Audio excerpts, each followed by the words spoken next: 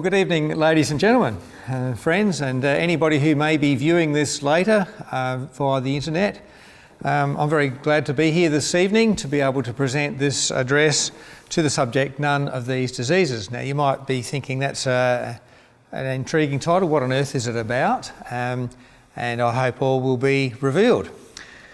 What I'm intending to do tonight, I need to just use this mouse here to advance these slides, but I'll give an outline first of all of what I'm intending to do tonight, and later on there will be an opportunity for discussion about any of the points that I've presented or anything else that arises from this subject that you may want to speak about and to discuss. But first of all, I want to say that in my teenage years, which was quite a long time ago, I read a book which was popular in our church circles at the time, a book called None of These Diseases. I'll say a little bit more about this later, but I'll first of all tell you something about this book that quite intrigued me at the time, and what I'm presenting tonight is mainly ideas that have come out of that book and some other associated things. The particular items that I'm going to be discussing are first of all instruction in the Bible regarding toileting. Then there's going to be the issue of the treatment of leprosy, sores and diseases.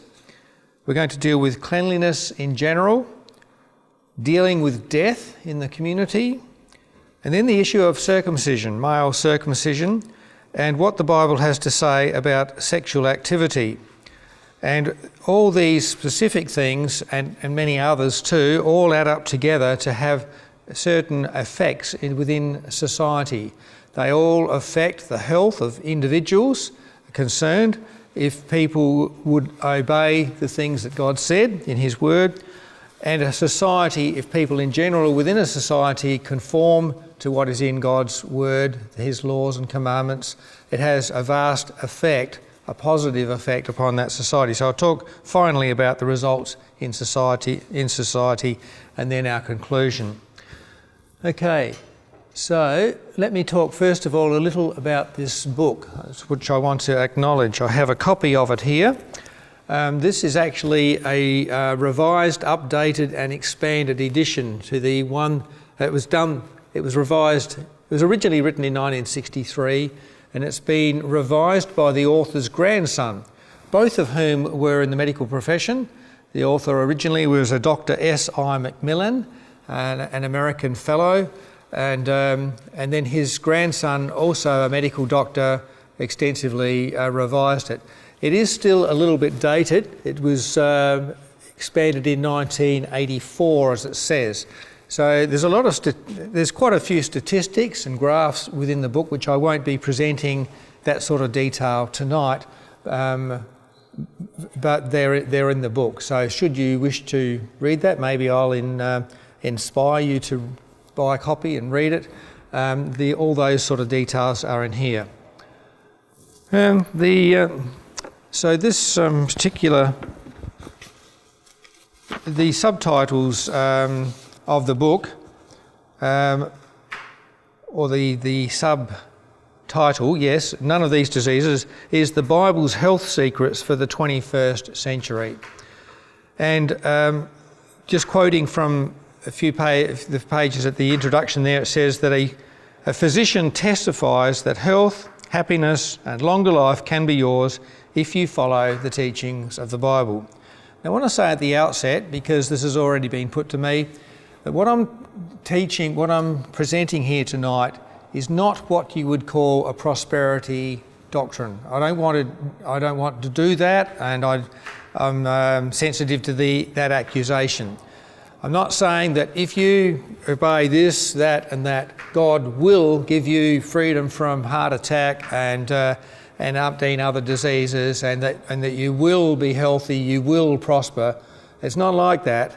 But nonetheless, the principles, the actual laws that God gave were definitely for the well-being of individuals and society, and many of the things there are still relevant today.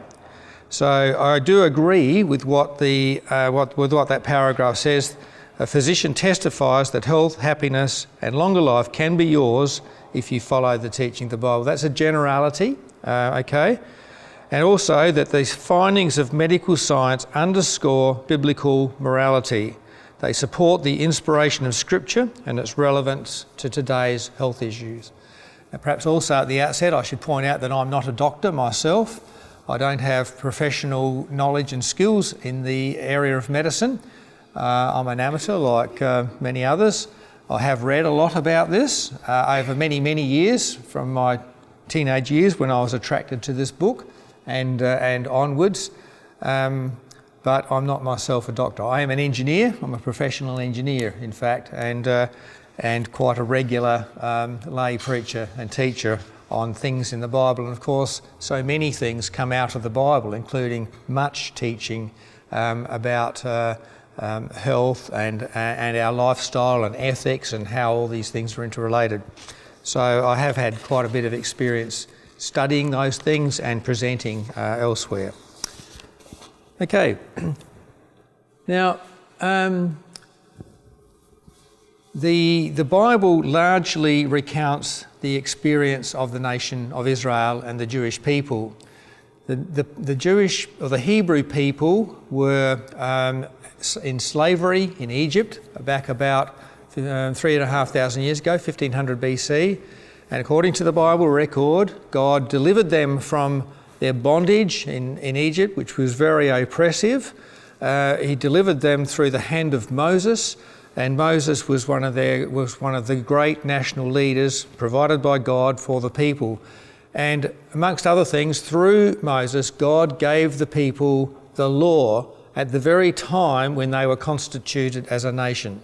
Before that, they were originally an agricultural people, sort of a clan. Went down into Egypt, multiplied there, became a huge number of people, but they were slaves. And when they came out of Egypt, they were rather much a rabble, and with not much education amongst them, no sophistication or anything. They were poor, released slaves who came out. Moses himself had been educated in all the ways of Egypt because he had been brought up as a prince in Egypt. And this might be relevant to some of the things that we come to later when we compare what was the wisdom of Egypt, the great superpower of the day, the great nation of ancient Egypt, and what the law was, the law that was given to this rabble of slaves. Anyway, let's just move on here to look at what God said when he gave that law to the Israelites at Sinai. So this is about 3,500 years ago, and it's written in our Bible in the book of Exodus, as it says there. God said, quoting, "If you listen carefully to the Lord your God and do what is right in his eyes, if you pay attention to his commands and keep all his decrees, I will not bring on you any of the diseases I brought on the Egyptians. For I am the Lord who heals you." They're the words from the New International Version. The actual words in the old King James Version, the version that I grew up on and many people of my era would be more familiar with, the actual words there were "none of these diseases." And so that is where the author got the title of his book from, "None of These Diseases." So he's talking about the diseases which were prevalent amongst the Egyptians and many other ancient peoples and have been to varying degrees through the world's population right down to the current day, and looking at what was behind God saying that I won't bring any of these diseases upon you, providing you obey me. Now we know that the law that was given, in the essence of it, was the 10 Commandments, those very simple, straightforward statements, but there was a great deal of other law expanding those commandments and adding a lot of detail. There was a ceremonial law as well. There are similar statements to that one I've just quoted in other parts of the Bible, in those Deuteronomy passages that I've mentioned there. I won't now refer to them, but they're there for your reference. But in Deuteronomy 4 verse 40, God says once again, just at the beginning just ahead of him giving the 10 Commandments, the second record of that being given. He said, keep his decrees. I think this is the words of Moses, God speaking through Moses, his servant. He says, keep his decrees and commands which I am giving you today, so that it may go well with you and your children after you, and that you may live long in the land the Lord your God gives you for all time. So this specific command about giving them freedom from diseases generally is part of a broader thing, that if they would follow God individually and as a nation, things would go well with them. They would live a long life, and their descendants would prosper in the land. Now, that was a very direct statement of God to the people at the time. It was part of his covenant relationship with them. Okay? Now, I want to get now into some specifics, and you might realise as I do this why there are not many or even any illustrations tonight. But I've got the texts written up here, the relevant texts. So the very first thing I want to deal with in the law is that God gave instructions to his people about toileting, about the waste that our bodies all naturally produce every day and what to do about it. And this is a quotation from Deuteronomy 23. In its context, it seems to be particularly about people who are of the armed forces and out in the field, but other passages show that it is relevant to the whole of society and as to how they should act with regard to their daily need to go to the toilet, to defecate. And the instruction is given to designate a place outside the camp where you can go to relieve yourself. As part of your equipment, have something to dig with. And when you relieve yourself, dig a hole and cover up your excrement. For the Lord your God moves about in your camp to protect you and to deliver your enemies to you. Your camp must be holy, so that he will not see among you anything indecent and turn away from you.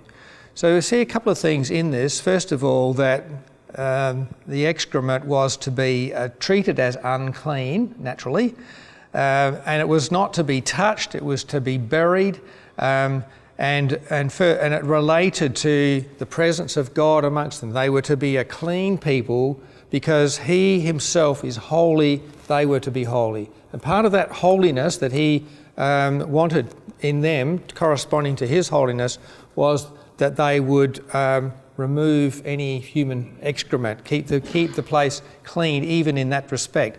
Of course, there's vastly more to the issue of holiness than that, but I did just want to bring this issue to your attention. Also in Leviticus chapter 5 and verse 3, there's a relevant passage there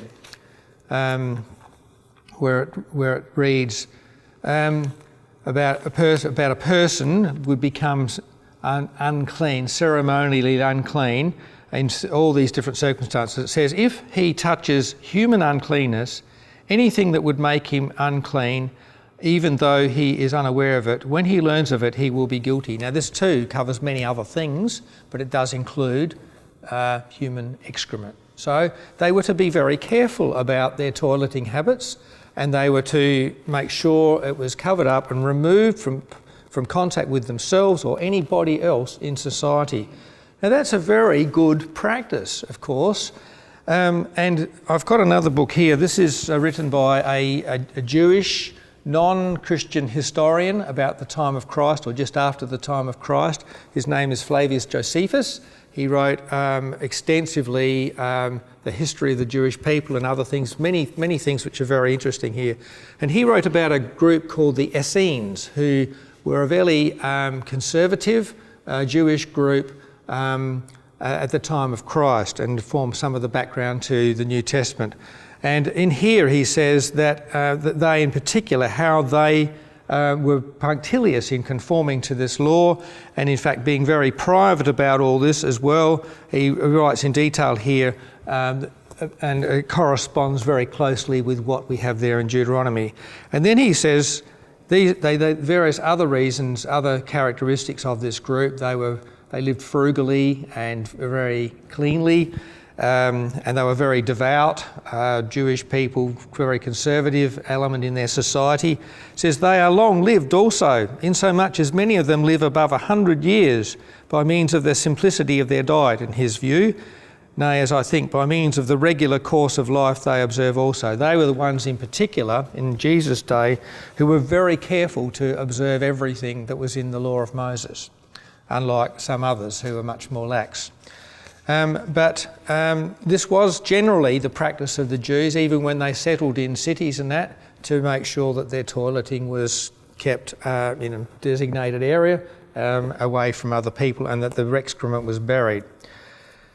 Now, I want to just mention that Western society, down through hundreds of years, hasn't always been like that.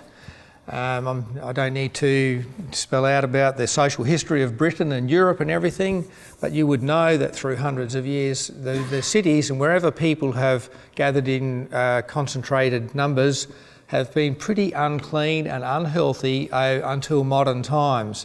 It was only in the 1800s that people really worked to separate the waste water, all the waste that was in the water, from the fresh water. And so that led, I've been told, I understand, that civil engineers who were involved in that, or the civil engineers of the day, have had a much greater impact on increasing the longevity of human life than any doctors ever had. And it was simply by cleaning up the water supply, separating it from the waste and dealing with the waste properly and disposing of it rather than let it all contaminate. And so, this is how Western Europe has been for hundreds, if not thousands of years.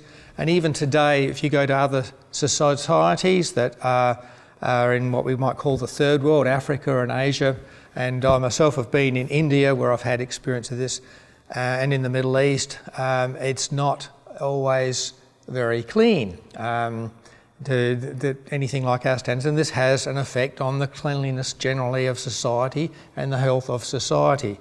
And it's interesting too to look at the ancient medical textbook. This is one of the great things of ancient Egypt that people can study today once they've been able to translate all the hieroglyphics and writings there.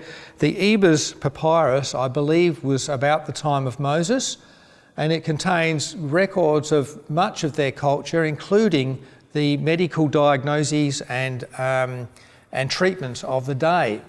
And there's a whole mixture of things in there, but it does include ointments and drugs that they concocted for this and that and the other ailment. And it's interesting too, and perhaps not surprising, that they incorporate all manner of unusual things into their medicines, including the dung of different animals.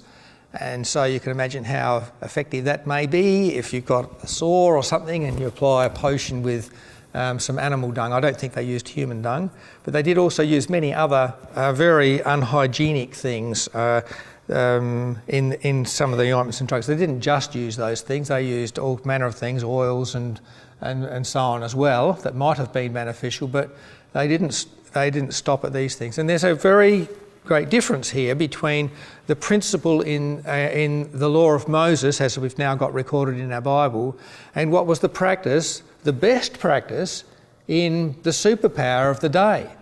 So why is there this difference? That was the most advanced medical knowledge of the day, and Moses presumably would have known of this as he grew up, but it's not those things that are incorporated in the law of Moses.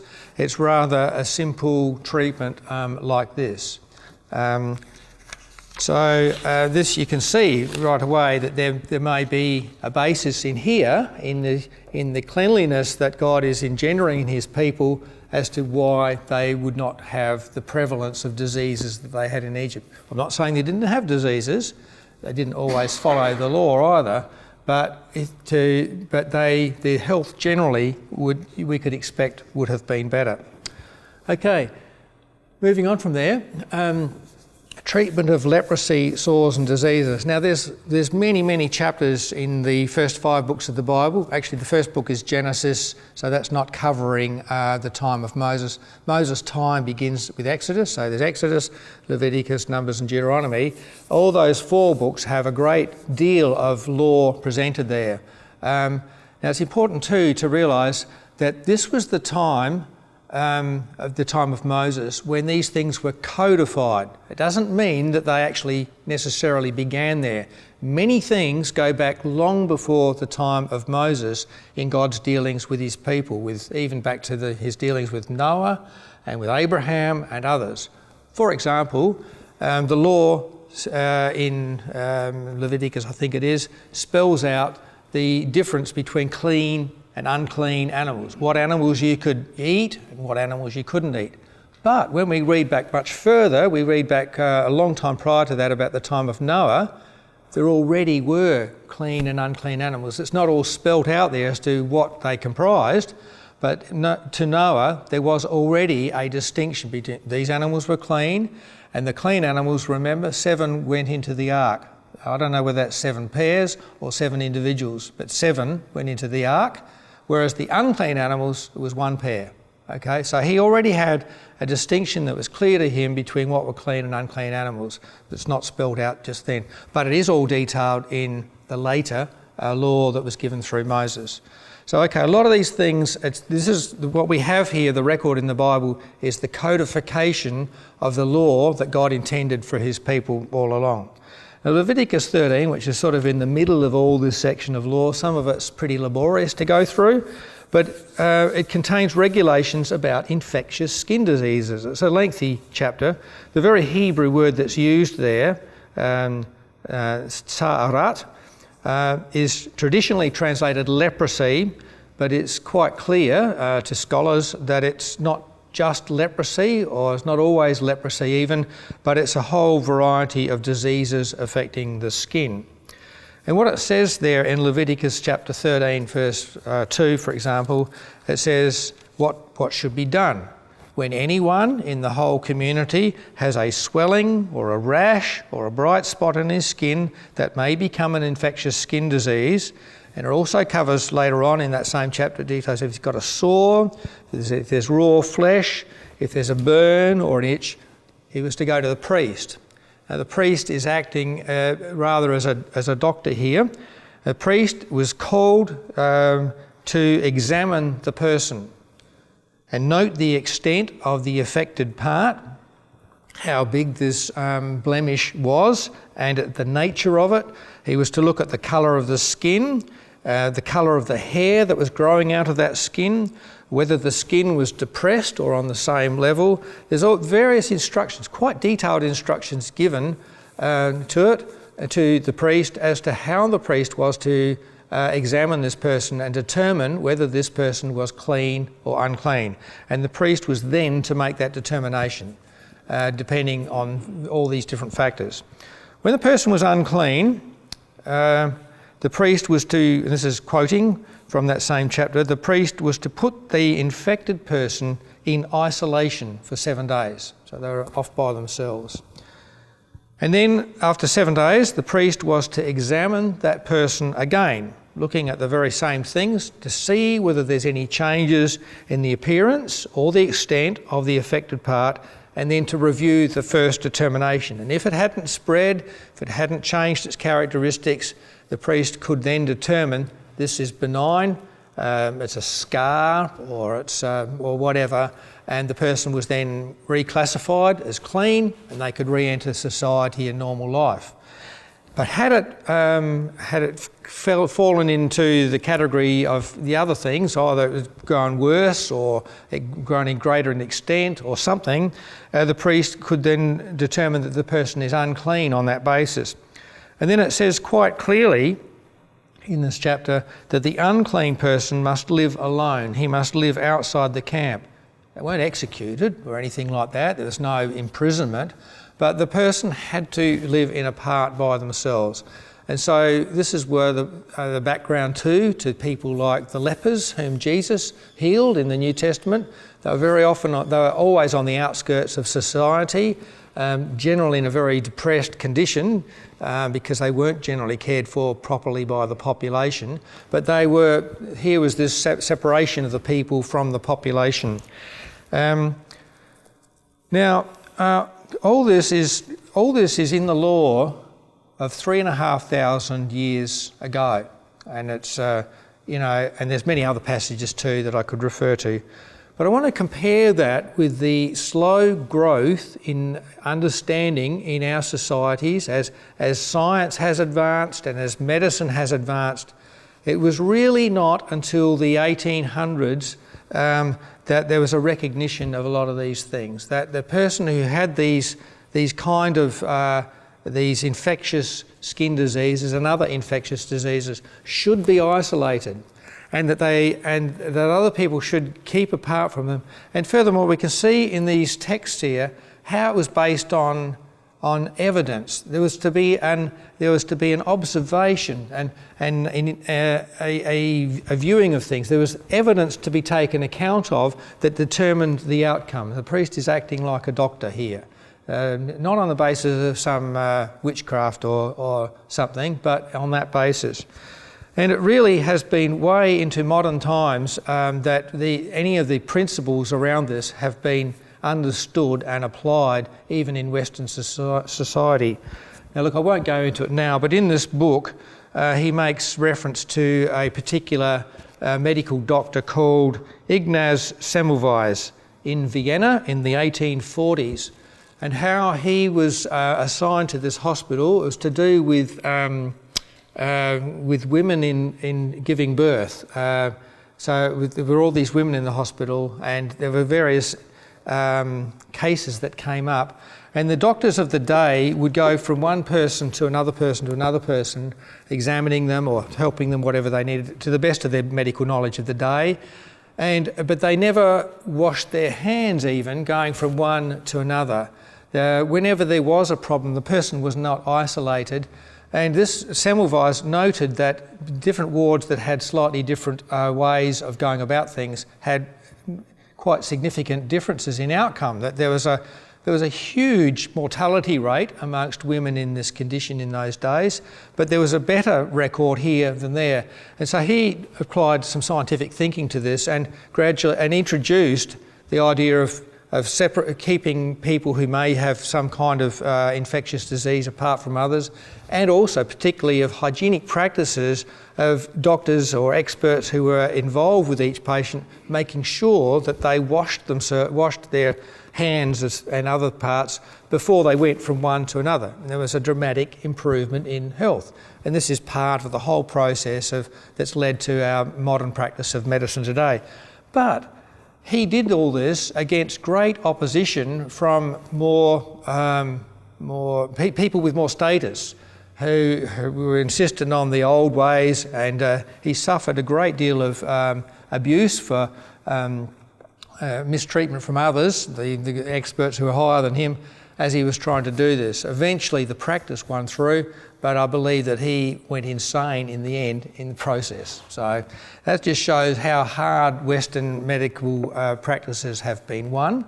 And yet here we have principles in this law 3,500 years ago which have been, you can see that they've been, that they're in line with modern practice, and you can see how they would lead to generally better health.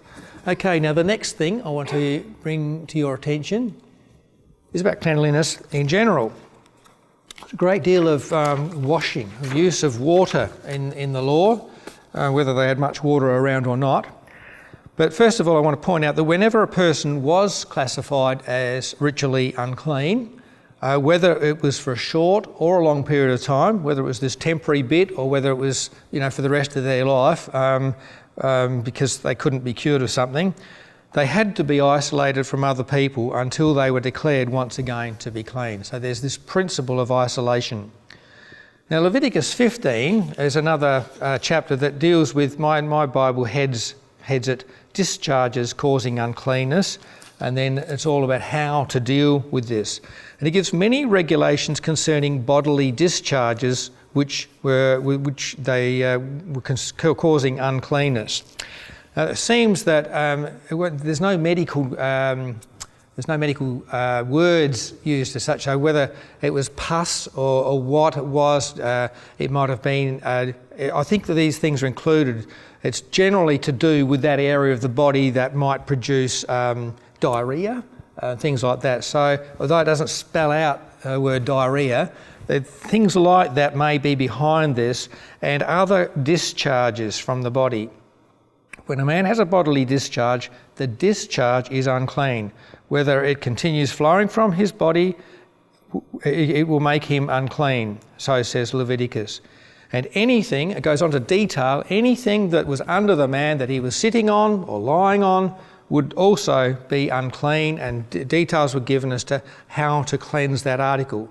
If it was something material or solid, it would have to be washed and cleaned. Certain things couldn't be redeemed because they could be contaminated and may have to be destroyed. But there's this principle here of cleanliness we can see. Now, these discharges did include a lot of other things that maybe we would think are not unclean in that sense, but they did include male emissions of semen. They did include female menstrual flow of blood and any other prolonged flow of blood that was abnormal in that regard. And you might, just as an aside, remember how Jesus healed that woman who had the issue of blood. So that indicates that conforming with the law of Moses, she would have been unclean for all those 12 years. And that's why that woman was in such an awful predicament that Jesus had great compassion for that woman and healed her and said, "Daughter, your faith has healed you." You remember that story in the Gospels? But in that condition, she would have been unclean and had to remain largely separate from the rest of people. And it also says in Mark's Gospel, the very quotation I've put up there, how she had gone to doctors all her life and spent all the money that she'd had and was no better for it. And Jesus healed her with a word. Anyway, that's another subject, but that her condition fits into, it relates to the whole range of conditions that are referred to in this chapter. Now, besides being isolated from others for a period of time, which means not touching people and not being touched by people, generally bathing with water and the washing of clothes and utensils are part of the cleansing. So repeatedly through this chapter dealing with this, it's spelling out washing with water, washing the body, washing clothing, washing anything that's been touched, and any utensil that's been involved as well. Okay, so cleanliness was a huge issue in their society.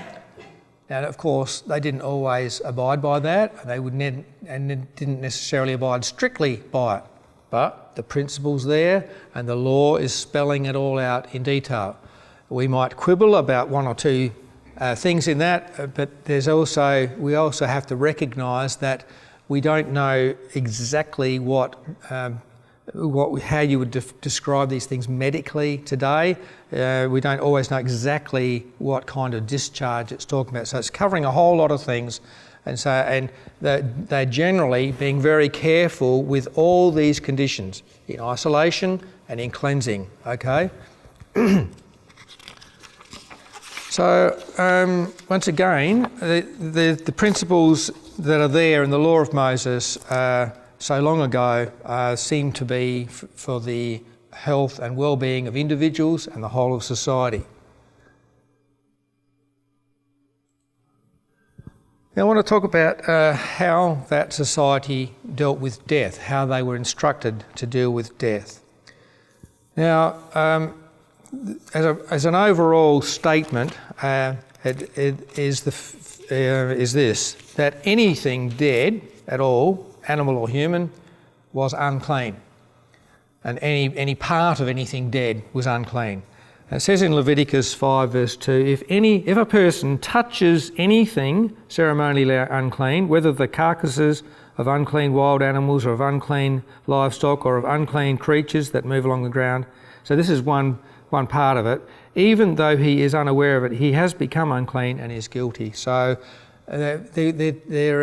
from this and other verses like this, great care was taken with anything that was dead and not touching it. And if you were touched, you'd become unclean. And then if anybody touched you, you'd be.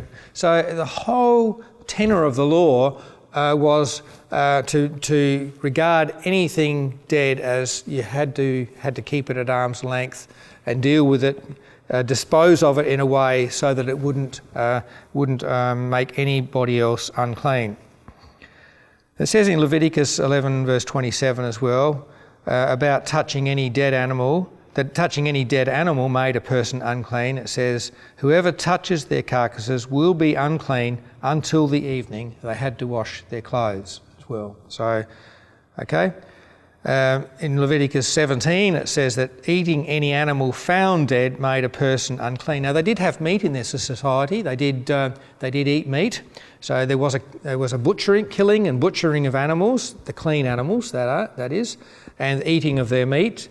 But it was all that was done in a prescribed way and in a prescribed place. They weren't at liberty to just kill an animal anywhere, even a sheep that was a clean animal, and eat its meat.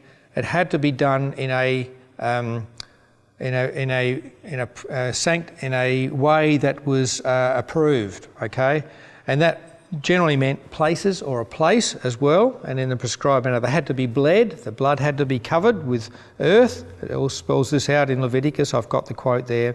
And they could only eat the meat of clean animals. Now I'm not going to go into the issue of the clean animals that were able to be eaten and those that weren't, because I'm not sure myself whether there is a basis in health there or not, or whether this was some distinction that God gave them to make them separate from other people, because there is that element too. They were to be a separate people from others, and some of the things that made them separate didn't necessarily have a health reason behind them, but they were nonetheless to be separate. But many of the things that did separate them from others were a matter of cleanliness and hygiene. So I don't know. For example, I mean, it says that they were not to eat pigs, for example. I'm not going to go into that tonight. It might arise in the discussion later. The priests in particular were not to touch a dead body, except in very limited circumstances, and they would be unclean when they did that. The high priest was not to touch a dead body, even if it was his father or mother. Okay? Spells out in Numbers what would happen to someone who touched the dead body of a person. Whoever touches the dead body of anyone will be unclean for 7 days. He must purify himself with water on the third and seventh day, the third day and the seventh day, then he will be clean. The person being cleansed must wash his clothes and bathe with water, and that evening he will be clean. There's many other such regulations. We note in Numbers chapter 19, other verses in that same general context, that the regulation extends to a human bone and to a grave. Now, this is the background for why they had sepulchres that were painted white. And you know, remember Jesus said to one time when he was pronouncing woe on the scribes and Pharisees and the leaders of his day because of their hypocrisy and so on, he said, "You are whited sepulchres. You appear beautiful on the outside, but inside you're full of dead men's bones and all uncleanness." Remember him saying that? Well, the issue of the whited sepulchres was just for that reason, that they wanted to make sure that any grave was clear to people, so they wouldn't accidentally walk on a grave or touch a grave, and that even at night, so they painted them white, painted the sepulchres white. But the whole tenor of all the things about death and dealing with death, which of course happened in their society, the issues to do with every day, was to keep it removed, keep anything dead removed from it, to dispose of the dead body in a proper way, and to isolate it from people. You can see quite clearly that there'd be healthy effects of this on people, not having that contact with dead bodies. Okay, now I'm going to come to another issue, which I think is a delicate issue, but I do want to deal with it because it's very important. That is the one of circumcision. Male, I'm talking about male circumcision here. There is no statement at all in the Bible about what might be called female circumcision or female genital mutilation. It's an abomination, but the Bible does throughout talk about male circumcision. Predates the law of Moses, but it is aspects of it are codified into the law of Moses. It goes right back earlier to the time of Abraham, and the first record of it is in Genesis chapter 17. It says there that God said to Abraham, "Circumcision will be the sign of the covenant between me and you. For the generations to come, every male among you who is 8 days old must be circumcised." So this is from that day to this. This has been the religious law for Jewish people and also for the Arab population generally. So Muslims generally, the males are circumcised. Now, circumcision actually had a spiritual significance for Israel, besides the fact that it was a sign of the covenant relating God and his people Israel, in distinction to the rest of the world. It did have a spiritual meaning, which I won't go into now. Circumcision was practiced by some other ancient nations. Jeremiah, that passage in Jeremiah there lists quite a few of them, neighbouring nations to Israel, and it was and non-Jewish people I'm talking about, and even right down into today's world, there are non-Jewish people who practice male circumcision. All Muslims, Copts actually, the Christian Copts universally practice circumcision. Australian Aborigines, from before the time white people came to our society, practiced circumcision. Polynesians, North American Indians, and others too. So it is in other parts. However, and we don't actually know the origin of circumcision. It might have been before the time of Abraham, but certainly only for Abraham and his descendants it became this covenant sign. Now, only with the Jewish people, those who would follow the Bible account, only them practice it on infants 8 days old. All the others, it's generally to do with, it's often to do with the rite of passage into manhood, that the boy would be circumcised at that stage, but not generally as babies. And with Muslims too, it's up to the age. See, Ishmael was circumcised when he was 13. He was the son of Abraham, whereas Isaac, the latest son, the son of promise, he was circumcised when he was 8 days old. So following the Muslims generally, and the Arab peoples come out of Ishmael and others, and they generally have male circumcision anything up to about 13 years of age, usually about 5, I understand.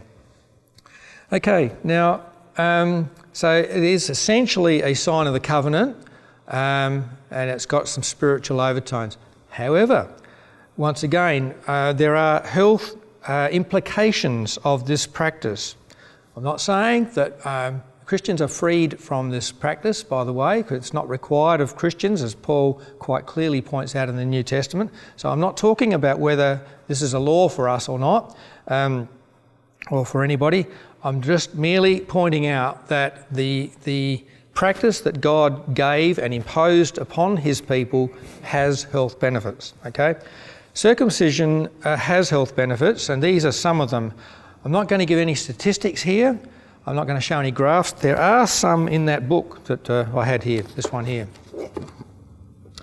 Okay, they can be consulted, but the risks are that there's a decreased risk of urinary tract infections, as can be substantiated.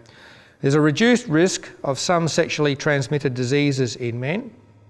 There's protection against penile cancer, and there's a reduced risk of cervical cancer in female sex partners of those circumcised males. So all these can be documented. The argument in medical circles is to whether there are some risks associated with circumcision itself, and whether these risks outweigh the benefits or not. And anyway, so I'm not going to go into the argument, but there definitely are health benefits. Circumcision improves the cleanliness and general hygiene of the male, especially in environments where clean water is not readily available, because that part of the body where the penis is not circumcised is a haven for the growth of bacteria, that unless it is properly and regularly cleansed, and this is relying on the integrity and the capability of the person there, it can generate these diseases both in the male and in the female sexual partner. Okay, and especially where clean water is not readily available in desert environments and in pre-modern times, it may be more difficult for the male to keep properly clean. Now I want to deal with this issue of the 8th day, because it just simply puts it out there that, as God said in that quotation at the top, every male among you who is 8 days old must be circumcised. Why the 8th day? Now, when it's not been until modern times that some of the science behind this can be understood and presented. But when a baby, I'll just try and summarise this, there's quite a lot more in this book. When a baby is born, there's the bacteria that we have in our intestine all the time that are involved in the digestion of our food. The bacteria are not there.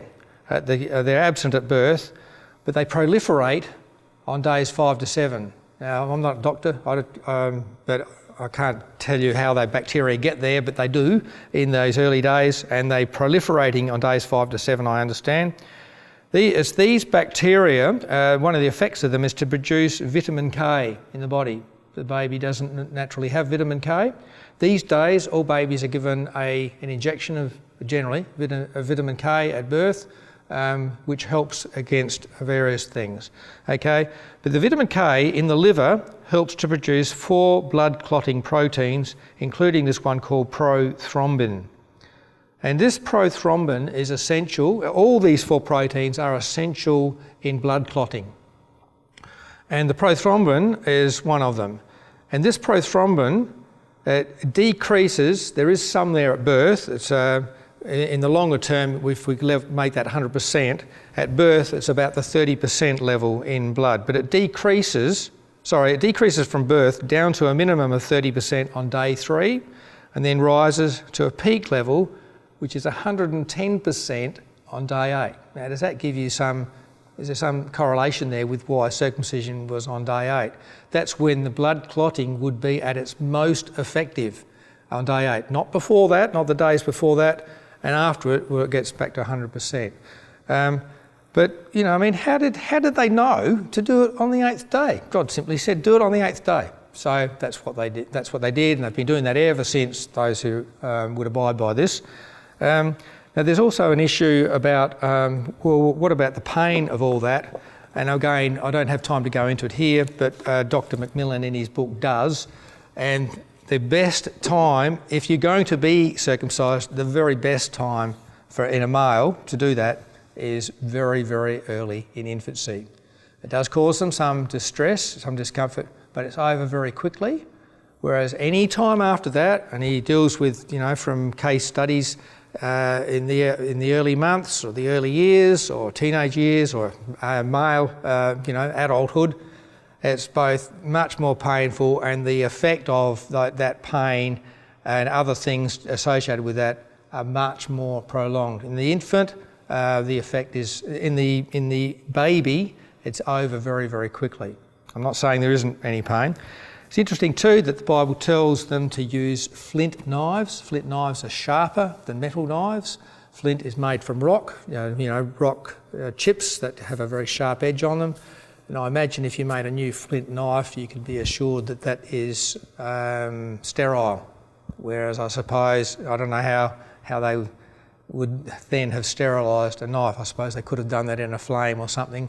But anyway, they used flint knives, which seems to be the materials available in that time would be the very best thing to use. How do they know all this back then? How do they know these things? And yet it seems that that, it's embedded there in the law. Okay, let's move on from that to something that's related and extends more than this. That issue of circumcision for males, coupled with what the Bible says about limiting sexual activity, has huge effects in society. The Bible simply says you shall not commit adultery. Now, adultery is not narrowly defined. That's the 7th of the 10 Commandments listed there in Exodus chapter 20, verse 14. The law in many other parts spells out where sexual relations were permitted and where they weren't. And in summary, brief summary, it's very constrained in the Bible, not like our free and easy age today. The rest of the law, as I said, amplifies this, and it can be summed up like this, that there's to be no premarital sex. Sexual intimacy and sexual intercourse related only to a husband and wife, and that there was to be no sexual relations with anyone apart from one's own wife, or for a wife with her own husband, and homosexuality was outlawed as well. Quite often with any trespass of these things, any of these things, having very serious consequences. Sometimes the execution of the people involved, sometimes a lesser penalty, but pretty severe penalty all the same. So summing all that up, it meant that sexual intimacy was reserved exclusively for one man, for a man and his wife, and for a woman and her husband. And that's it. Nothing outside of that was allowed. Now, I do have to say that polygamy was permitted. Was never put there as an ideal. There never was an ideal. There were always problems with polygamy, but the law did allow polygamy and it did regulate it. Likewise with divorce. The law never promotes divorce. It seems to be against what God said from the beginning, as Jesus points out, but I'm not going into that subject now, only to say that under the law there are laws there to do with that do permit divorce, and they regulate the divorce and all the consequences of divorce as to how the people concerned should be dealt with. Furthermore, prostitution, which is said to be the oldest profession, and there's always been prostitution from almost day one, and that's maybe true. And in every society on earth, and I think that's probably true too. But prostitution was not permitted, and there were pretty draconian penalties for anybody who was involved in prostitution. I'm not going to go into whether they were fairly applied or not, how it's obviously easier to target the woman than the man in this sort of case, and so on. But nonetheless, prostitution under the law was not permitted, okay? So there's a great constraint on what was permissible sexual activity. I want to contrast that not only with Egypt, but especially what we know about the Canaanitish tribes that were all around the nation of Israel at the time. And their worship was of Baal and Ashtoreth, the female consort of Baal. And there they had a whole range of things, many different Baals and so on. But essentially their religion of the day was a fertility cult. So naturally, you can understand that as an ancient people, an agricultural people, they're very concerned with the fertility of their crops, the fertility of the ground, the fertility of their animals. That's all understandable.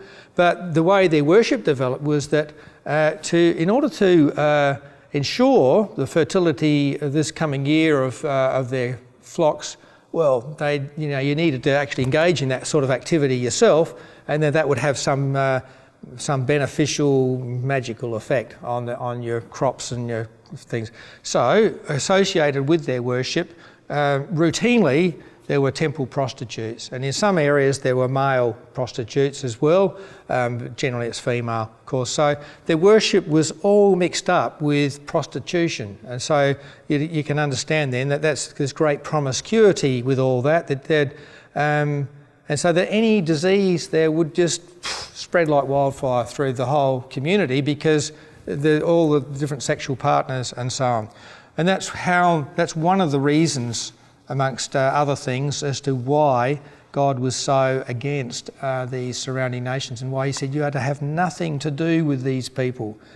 Don't give your sons to their daughters to marry, don't intermarry, don't have anything to do with them. And at the time they entered the land, they were to wipe out the ones in their immediate path. But there's a great difference between the way they dealt with sex and many other nations since has dealt with sex, and what God required of Israel. Once again, they didn't always abide by that, but that was in the law. Also, one further thing, of course, bestiality was not permitted either. That was abominable. The Apostle Paul, in the New Testament, he was Jewish and he was a great leading Christian, but he sums up both the Jewish and the Christian belief and attitude about these things. When he writes in 1 Corinthians, he says, flee sexual immorality. Get right away from it. Have nothing to do with it. Any form of sexual immorality. And once again, this immorality that he's talking about here is not narrowly defined. It covers 100 different things. And he then says, all other sins that a man commits are outside his body. We might think of stealing, slander, murder, anything like this, assaults. They're not actually of themselves directly affecting my body. They're affecting other people, definitely, but they're not affecting my body. But he who sins sexually sins against his own body, because that illicit sexual activity has a health effect, and more than a health effect, on your own body. That's what he said. Now, all this, all this issue about constraining sexual activity and to something very narrow that's God-given and sanctioned by God, his gift, has huge practical consequences. And it's spelled out at great length in this book about, it goes into all about HIV and other sexually transmitted diseases, about its incidence here in this society and there and so on, and what happens when there's been a change in societal attitudes and HIV suddenly goes up like that, as to why that might be the case, and things like this. That's all in the book if you want to read it. But I'll just sum it up to say that some of the consequences of this are in terms of physical health. There's a reduction to the point of eliminating it completely, sexually transmitted diseases. I don't know whether it would eliminate it completely, but it almost does. Whereas if you don't abide by these laws, then sexually transmitted diseases would be rife. It has an effect on societal health because it strengthens and preserves marriages and families, which are the bedrock of any society. And it reduces to the point of non-existence of births out of wedlock. So every child that is born into generally, nearly universally, into a family where there's a father and a mother, and where there very likely are siblings, into that kind of proper environment for the child. So you don't have children that are not properly cared for and that don't have role models in them. Of course, there's always going to be some exception. The male dies through an accident or something, and there are other reasons. Maybe the mother dies, and there's reason why children have to be brought up in other circumstances. That'll always be the case. But just the effect of these laws and abiding by these laws would have great positive effects in society. Okay, I'm just extending this now. The results in society. We've looked at just a few aspects of the law of God through Moses, many other things we could consider. And I just want to just briefly touch on these. There are laws there that provide for the well-being of the poor and vulnerable in society. For example, widows, orphans, aliens and strangers are constantly being told to care for such people. There's laws about dispensing impartial justice, about not accepting bribes, about dealing with everybody as what the evidence points to, not favouring the rich, also not favouring the poor, but treating everybody equally under the law. There's laws about releasing those who've got themselves into impossible debt and for restoring land and property that had been sold. So there's always some kind of equalisation in society. It's not to say it was a communist or socialist society at all. I don't think it was anything like that. But there were laws to try to even up the spread of wealth in society. All these laws and more also have a positive effect on the health of individuals and society, which I won't go into any further now. And there are laws in the Old Testament, and there's instruction in the New Testament too, against jealousy, against envy, against slander, revenge and anxiety. Now, I'm sure you're aware of psychosomatic diseases, that all these things, if a person is constantly jealous of someone else, it has a health effect on their own body, to say nothing of what effect it might have on other people. And likewise with all these things, they all have health effects. So that if you didn't engage in any of these things, you would most likely be more healthy, both physically and mentally. So they're both the subjects and objects of such emotions and thoughts are going to be better off. And there are laws too, even in the Old Testament, to positively love. You might say, well, you can't command love, but God does actually command love. He says you are to love your neighbour. You are to love and care for all these people, even if you don't like them. You're to help your neighbour when he's in distress, and when his animal is in distress or got lost, you've got to return. All these things. There's many laws to positively love and to be content, whether you're poor or rich, to be content with what God has given you. Now, all those things too have positive effects, and this writer here does deal with a lot of those, the New Testament things about along just such lines. I'm not going any further into that tonight.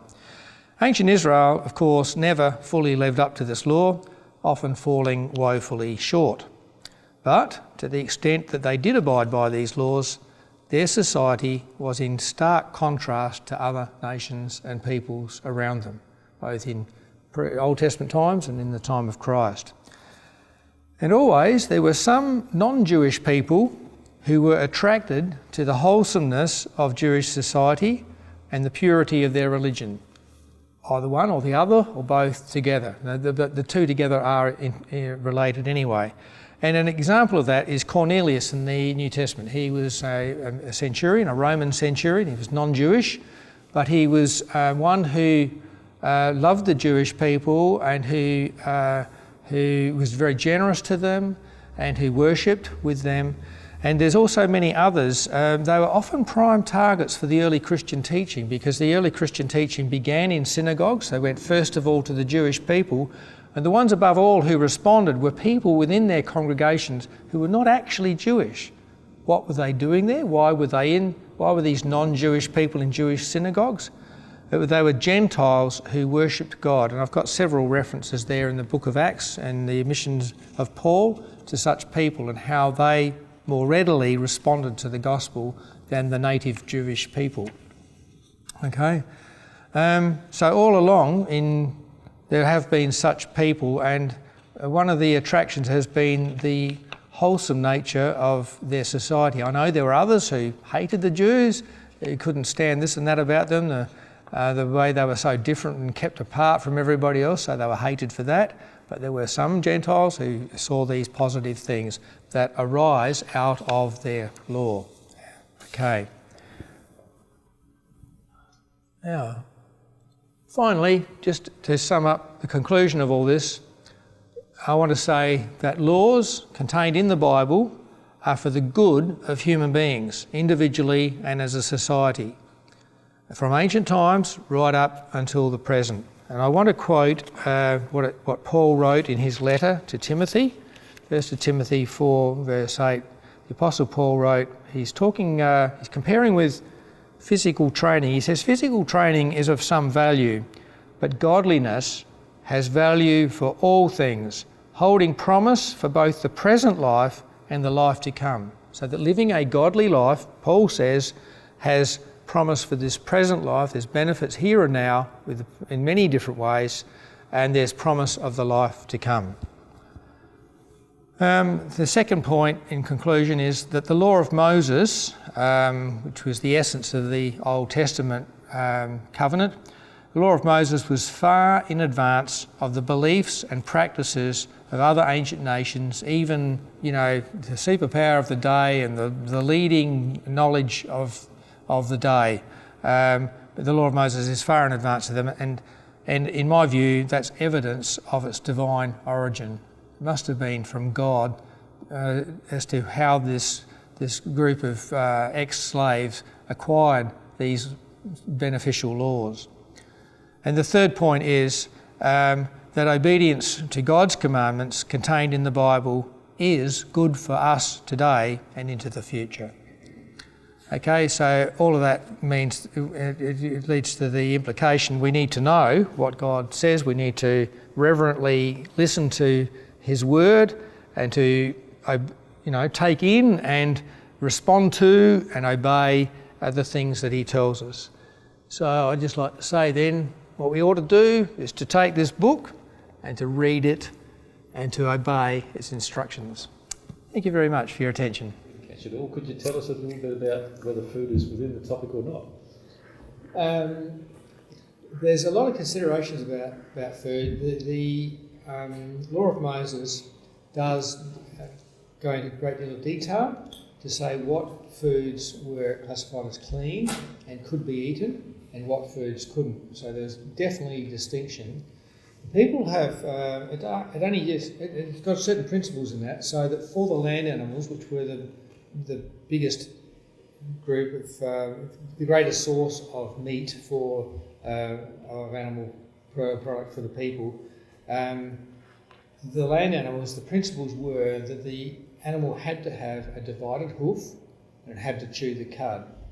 And then it goes in to give some illustrations of this. It says, the sheep's right, the goat's okay, deer are okay, some of the wild animals like deer and antelope, they're okay. Oxen, cows are okay, they could eat beef. I think they've got a divided hoof. I'm no agricultural side. Okay, so anything with a divided hoof and that chewed the cud's okay. So the text itself gives some of these as examples. It says they're okay. The pig's not, because the pig does have a divided hoof, but it doesn't chew the cud. Okay, the camel's not, because it chews the cud, but it doesn't have a divided hoof, and so on. So they're the principles. And then it talks about creatures out of the sea. It said you can eat fish, all these fish, but they have to have fins and scales. So that rules out crustaceans. It rules out things like squid and stuff as well. It has to have fins and scales. I don't know whether a shark fits into that category or not. It's just giving some principles here. Then it talks about birds. It says, you can eat these sorts of birds, various sorts of birds. You can't eat an eagle, you can't eat a vulture, you can't eat things like this. And then people have been left with, well, what is behind all this? What's the reason for it? Some people have seen, and I think that you can see something sort of generally, but it's a bit fuzzy. You can see the ones that were regarded as clean are generally grass-eating animals, like the earth-dwelling animals that eat grass. They don't eat flesh, so you can't eat a lion, you can't eat cats, you can't eat dogs, and so on. Anything, but you can eat things that eat grass. However, you can't eat all things that just eat grass, like the camel I mentioned. That does eat grass, but it's you will not eat it. The pig, on the other hand, is omnivorous, so it does eat meat. So it does, you can see, well, don't eat pig. Then the birds, you can see with the birds too, the birds that are listed as being okay, they're generally like pigeons and things that, but even there, like domestic fowls, they actually do eat slugs and snails and animal products. They don't just eat grass, they eat a lot of grass and stuff.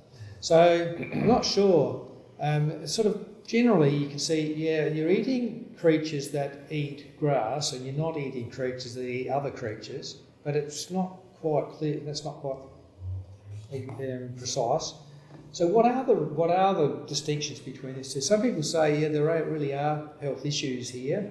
I don't know whether they are or not. See, some of the law was given just simply to make Israel distinct. They were to be a separate people, separate nation.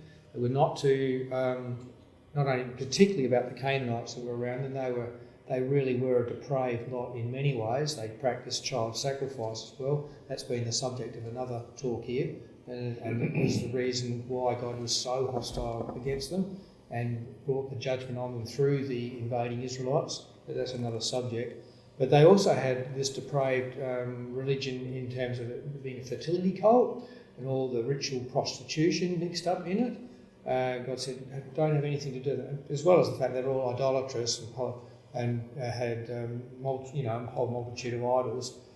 So it's completely different from worshipping one God who made everything, as the Jews did.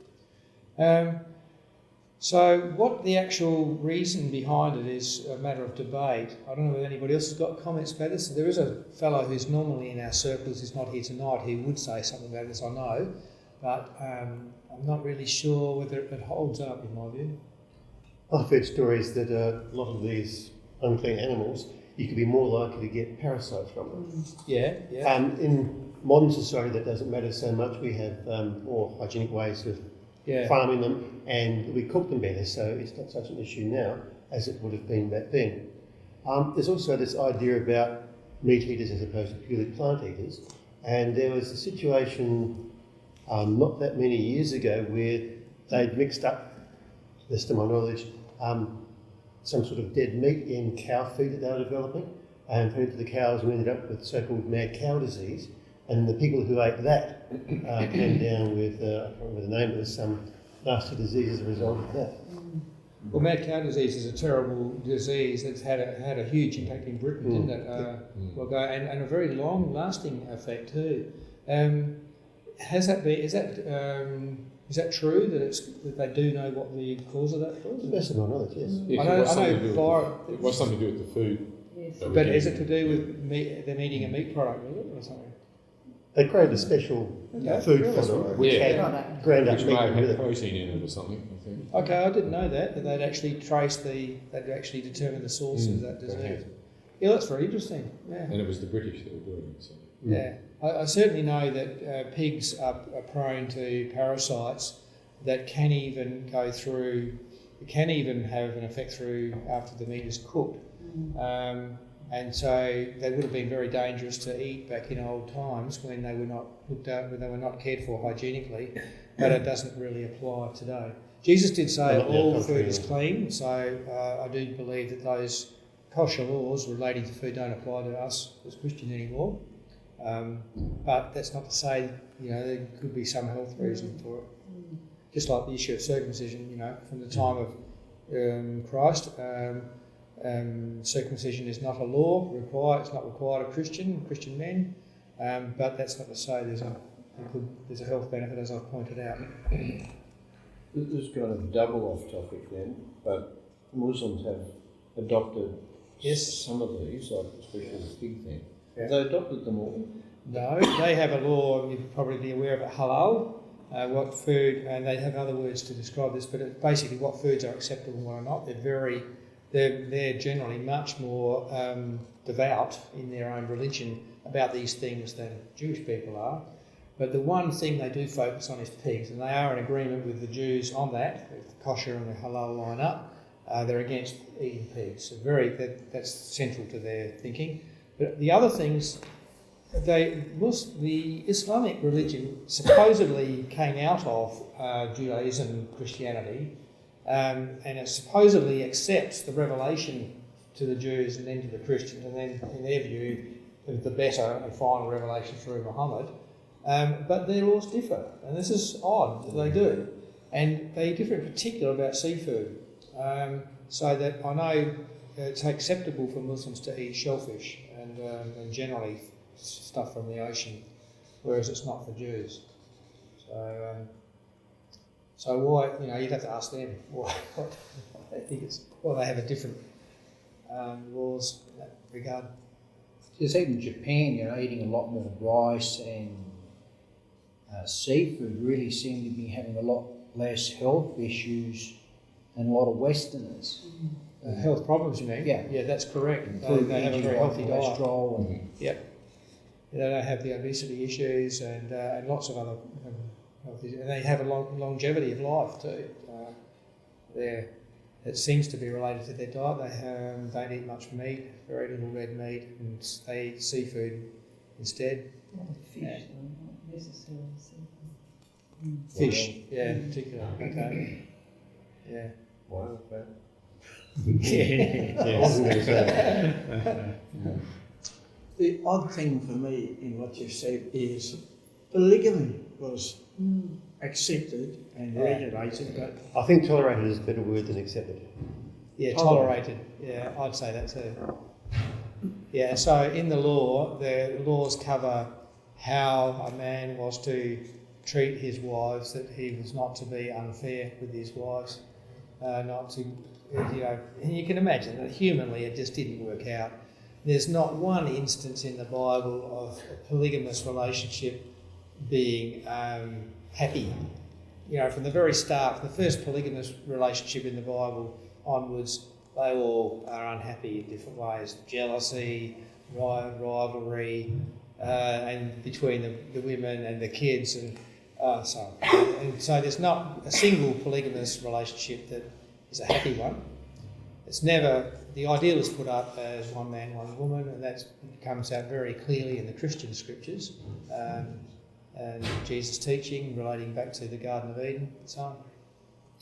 But it was tolerated, and so therefore they had the big laws to make sure for the proper care of such people in that situation.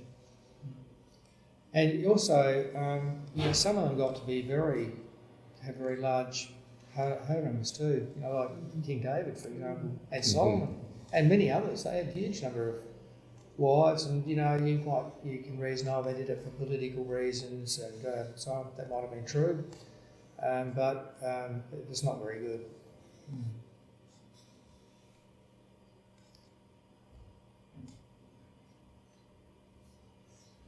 Is that a cultural thing in the Middle East in general?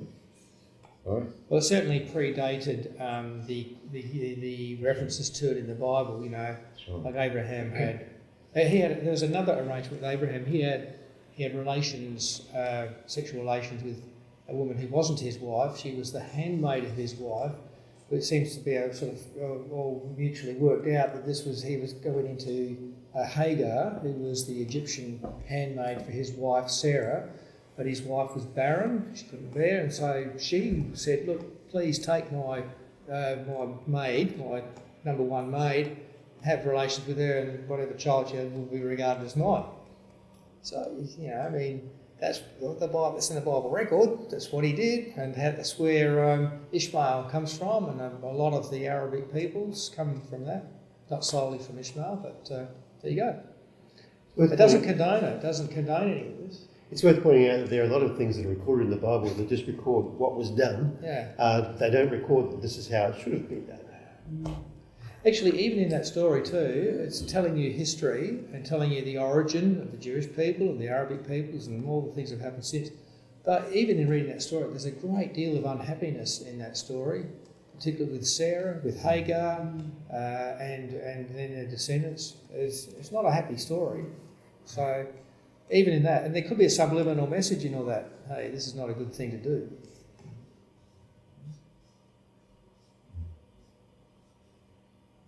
So that sort of raises the issue that you can argue backwards from the laws that are there and say, we can see the sense in why God made these laws. Mm-hmm. If you turn it the other way around, you can ask the question, why didn't God prohibit polygamy? If all this is, so obvious and functional, then God could have simply added that to the adultery thing, like, you shall only have one wife. If that is for the best of everyone, and the best. I think because it was already the practice long before Israel was formed as a nation. He didn't stop him with other things. But so was the other things. I mean, people always do wrong things. So that argument doesn't sort of stack up because of all the Ten Commandments. People living against them, and it was certainly the practices of Canaan are not being are being prohibited. But for some reason, polygamy is being actually let through. I often wondered about that particular point too. Do you think it was the right of the rulers, the rich people, they would be the bigamists, the kings, and like Yeah. take the slaves and all the rest It's of about it power. and the wealth. They had the Power power. and control. Therefore, they just took it. Yeah, That's I think what I was that, trying to get about the cultural. For my travels, it's clear that it's not only the Jews that did that; it was all the cities of that area, the rulers had harems.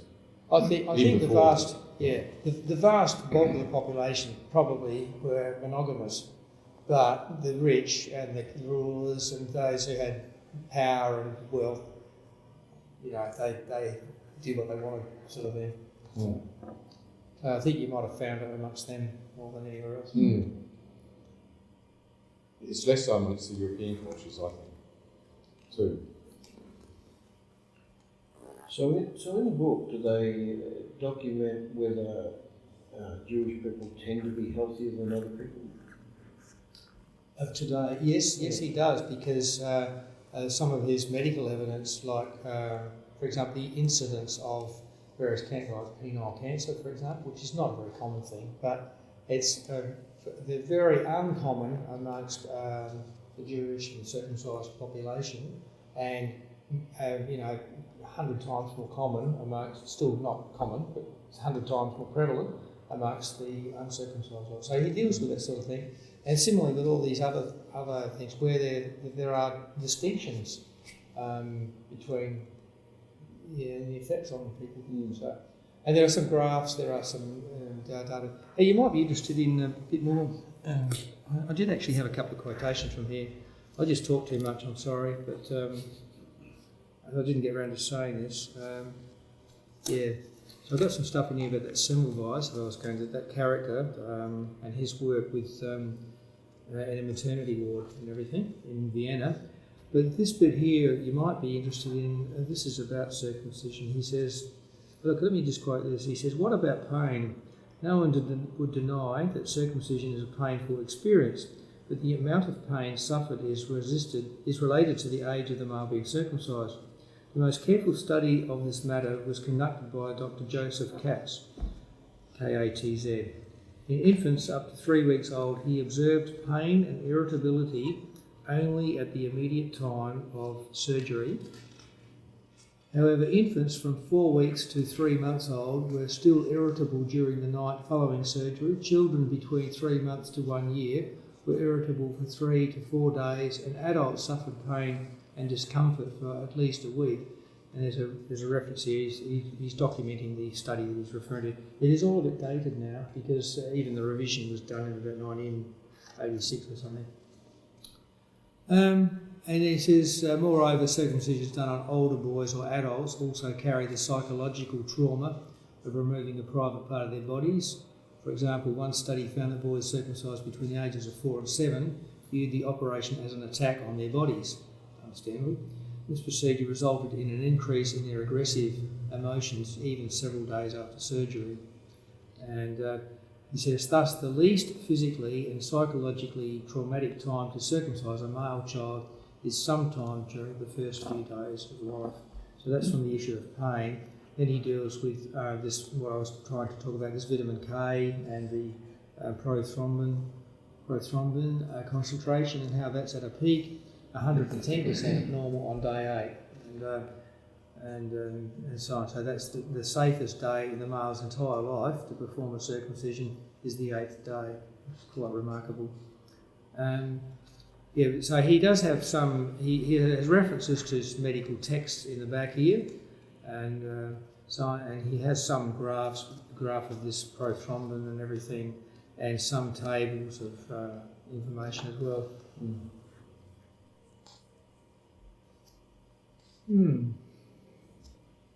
Some Jewish populations harbour some weird congenital abnormalities, that have genetic defects.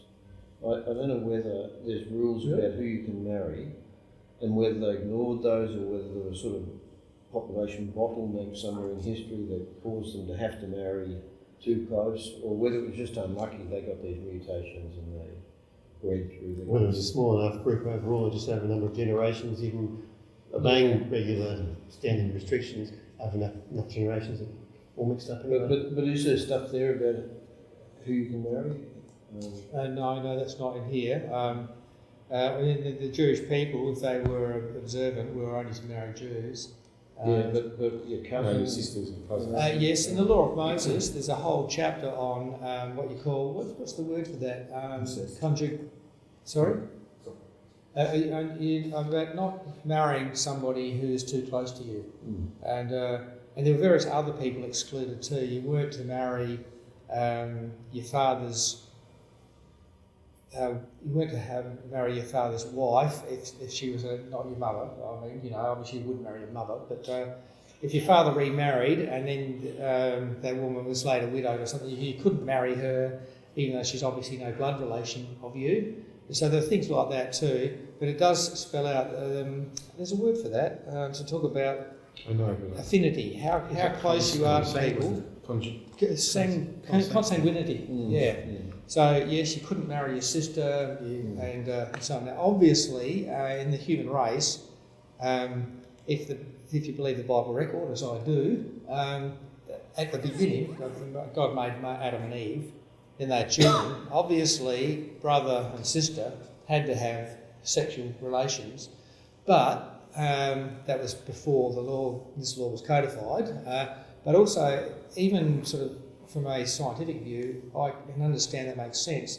The gene pool is very rich then, and so both the male and the female, I'm out of my depth here, but when later on, way down, my genes are very specific, and I'm very different from, say, an African or Japanese or something. But originally, all that potential was there in the one human being. So it wouldn't have had the same, as my understanding is, it wouldn't have had the same genetic implications way back at the beginning as it would now, marrying your sister. And a lot of Is that right? mutations. Anybody That's say right. anything more Their about that? genes would have been pure in the beginning. Their names would have been pure, and there'd be no abnormalities. But Yeah, they that's true. think that it would have been further on. We've gone down the track. The worse our gene pool spot and the abnormalities. So where is the abnormalities come from then? The mutations in that. That's a creationist Yeah, view. that's evolution, isn't it? Or something like that. Yeah, I don't like the word evolution being applied to it because that implies that there's a change from one species to another, which I don't agree with. But there is always change within a species. And if you want to use evolution to describe that, fine, it's microevolution or something, that's okay. Sorry, I just forgot what I was going to say now. Because, I mean, after all, we're all, there's dark people, there's Chinese people, that's evolution. That's a huge change. Well, it's a huge change physically, but I understand that, something like 95% of our genes or even higher are the same.